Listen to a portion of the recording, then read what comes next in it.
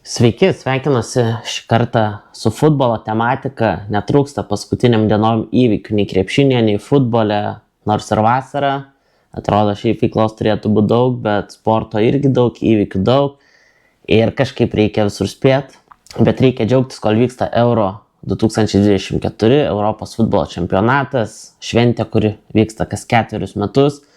Ir praeitą kartą, kai kalbėjom prieš grupių etapą, pabandžiau paspėlioti, kaip baigsis grupių etapų turnyras, kas kokią vietą užims. Dabar jau baigėsi grupės etapas ir trumpai peržvelgsiu, kaipgi pavyko atspėti šitos dalykus ir tada jau eisim prie aštuntfinalių, pažiūrėti, kam ten galima išprognozuoti pergalės. Pirmos grupės, šiaip sakyčiau, visai pavyko sėkmingai. Sakiau, kad A grupiai pirmą vietą užims Vokietija, antrą Šveicarija, tai lygiai taip pat ir buvo. Vokietija pirma, Šveicarija antra, be jokių netikėtumų.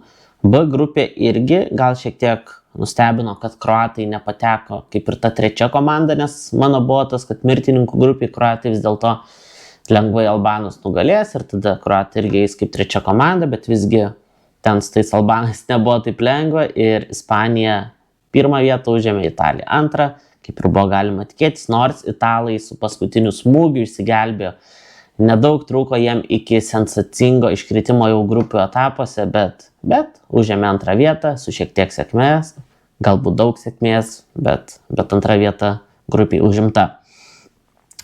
Ir tada galima dar F grupę pažiūrėti, kad irgi pavyko atspėti teisingai. Pirmi portugalai, antri turkai, kas turbūt F grupiai nustebino, tai Sakartvelas, kurie užėmė trečią vietą ir pateko kaip viena iš geriausių trečių komandų, nors Sakartvelas buvo vertinami kaip vieni iš prasčiausių iš viso čempionatų komandų, bet keliauja į aštuntfinalį kol kas ir galima su tokiu pasiekimu tokią šalį tikrai pasveikinti.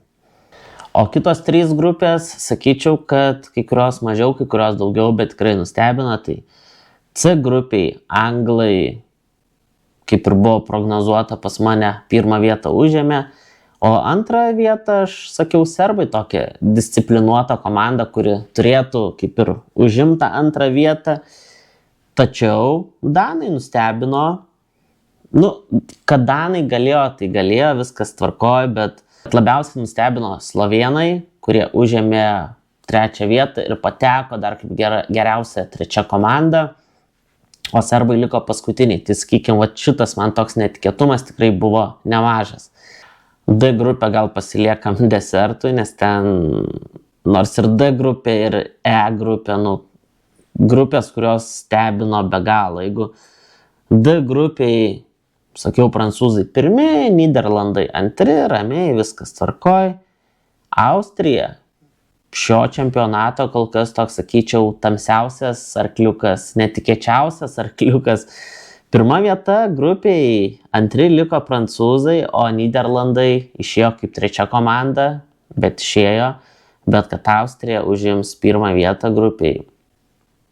Čia kažkoks netikėtumas didelis, o E grupiai, jeigu sakiau, kad belgai pirmi ir tada Ukrainai skiriau antrą vietą, tai Ukraina liko paskutiniai. Slovakai išėjo kaip trečia komanda, viena iš tų geriausių, bet turbūt kas labiausiai nustebino, tai kad belgai liko antri, o rumunai puikiai pradėjo čempionatą, pirmose rungtynėse 3-0 ukrainiečius nugalėjo ir tokioj grupiai, kur kovojo su tais pačiais belgais, rumunai užima pirmą vietą grupiai ir keliauja į aštuntfinalį. Tikiu, kad tai yra viena tokių komandų, su kuria kitos grupės tikrai aštuntfinalyje nori susitikti, bet ką gali žinoti, grupė užima pirmą vietą, gal aštuntfinalyje rumunai ir toliau stebins Europą. Šiaip apskritai čempionatas toks, sakykime, tikrai įdomus. Yra tų tokių silpnų komandų, kurios stebina, tai Sakartvelas patekęs, Slovėnija pateko, rumunai pateko, sakykime, tos mažosios komandos stebina, Austrus turbūt vieni iš tų, kurie labiausiai kol kas gal iš jų buvo galima tikėtis, kad pateks, bet kad tokiu stilium pateks kaip pirma komanda, kaip ir tokiu, sakykime, gerų užtikrintų žaidimų kol kas. Bet šiek tiek liūdina tos visos pagrindinės komandos, kaip sakykime, eilinį kartą anglai, kurie yra tipo favoritai, bet kažkaip tas žaidimas tikrai liūdina. Nyderlandai, gal sakykime, Nyderlandai ir nebuvo laikyti dideliais favoritais, bet kartais norėjo tokio užtikrintesnio žaidimo. Belgai, o aš jau nešneku apie Italiją, Prancūziją. Turbūt vieninteliai, kurie tokį šiek tiek gal į teigiamą pusę, negu visi tikėjosi, tai ispanai.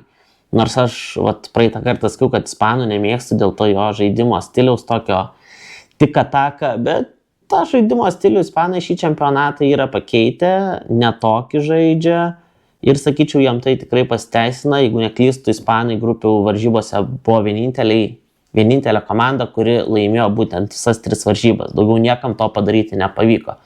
Bet antras etapas toj prasidės ir turbūt reikia tikėtis ir galima tikėtis, kad visos tos pagrindinės komandos, stipriausios komandos įjungs aukštesnę pavarą ir pademonstruos geresnį, gražesnį, įdomesnį žaidimą. Ir dabar pabaigą galima peržvelgti aštuntfinalio poras ir turbūt, aišku, yra visur tie tokie favoritai užtikrinti, bet normalu, kad dažniausiai būna vis tiek, kad bent jau keli tie tokie underdogai atsiranda, bet gerai, žiūrim iš pradžių Ispanija, Sakartvelas.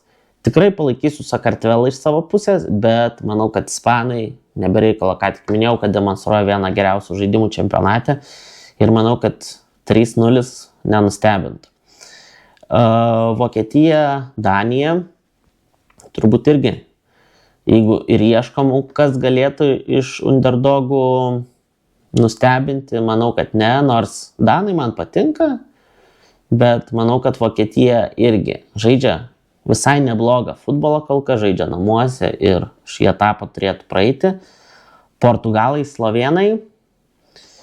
Slovėnai turbūt džiaugiasi vien patekę į aštuntfinalį, Portugalai nedemonstruoja gero žaidimo, bet jie labai daug dar turi potencialo ir manau, kad vis dėlto ir Portugalai čia pateisins savo favoritų statusą ir turėtų patekti į ketvirtfinalį. Prancūzija, Belgija. Va čia šiaip labai įdomi kova, nes nei viena, nei kita komanda nedemonstruoja savo, sakykime, geriausio žaidimo, bet faktas, kad prancūzai yra favoritai, bet gali iš tos tokios kartais, kur norisi palaikyti silpnesnės komandas, aš čia net ir Belgiją palaikyčiau, bet aš sakau, kad čia bus 2 komandos, kurios turi neblogą ir puolimą, bet moka ir pasiginti, nors kaip prieš Austrus Belgai gynėsi, tai atrodė ne kažką. Ir turbūt viską įvertinus prancūzus, aš čia matau einančius į sekantį etapą. Rumunija, Nyderlandai. Manau, kad rumunai jau ir taip gan aukštai iššovė šiam čempionate. Austrija, Turkija. Austrija kol kas rodo tikrai labai gerą žaidimą. Turkai kaip turkai, turbūt kaip ir buvo galima tikėtis, toks tvarkingas žaidimas, kokį vieną įmušį, po to stengiasi, gynėsi. Bet manau, kad Austrai turi pereiti šį etapą. Anglija, Slovakija, kad ir kaip anglai irgi nedemonstruoja gerą žaidimą, manau, kad tą 1-0 turėtų rungtynės ištraukti, bent jau vieną iš įvartį turėtų įmušti. Ir jeigu turbūt šnekėjom, kas daugiausiai šansų turi iš underdogų, tai šiaip nežinau, reiktų pagal įdomų net koeficientus pažiūrėti, nepasitikrinau.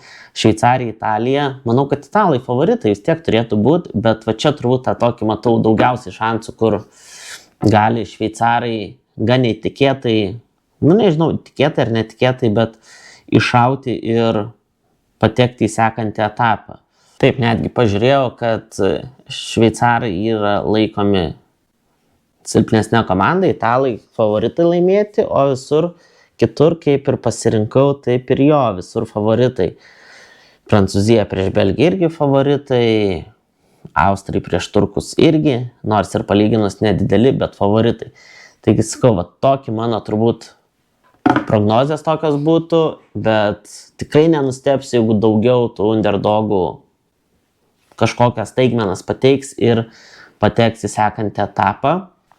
Taigi visiems gero aštuntfinalio, gerų 8 futbolo spektaklių. Tikėkimės, kad visi nenuvils, bus geras futbolas, daug intrigos. Aš tokiuose mačuose visada tiesiog laukiu gero futbolo, o po to galiausiai 11 metrų baudinių, nes loterija, smagu.